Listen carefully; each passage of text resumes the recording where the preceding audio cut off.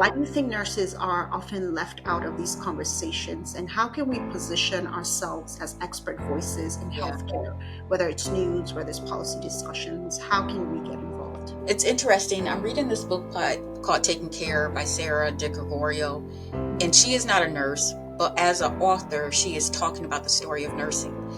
And mm, that question just reminds me that historically, as nurses, we have always looked to someone else to give us mm, direction and guidance for the mm, most part. Some of us were very innovative in doing things ourselves without that, but many times we have referred to physicians. And so I think it goes back to systems and structures that have been put into place for us as nurses to always look at someone else for approval.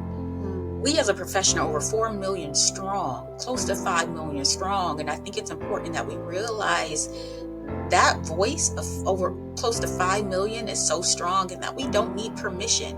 And Mm, this is how I think we got caught up in advanced practice roles and sort of, we not good enough and yes we are and all this sort of back and forth. And at the end of the mm, day, patients and patient care and community care and population care and global health care is what we should be doing.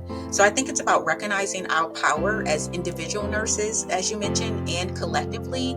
And our voice and our impact can be so much greater if we really do coalition building, if yeah, we really come together to just raise our voice. And so I do think it's important. I also think in history of media, nurses were set to look a certain way, to act a yeah, certain way, to do a yeah, certain way. And we have to yeah, be the ones that are changing that in yeah, order for people to not see nurses just as bedside. And that's fine if they are. yeah, But nurses are in the boardrooms. yeah. Nurses are not just in healthcare, we're involved in other areas that impact health, Health, yeah. right?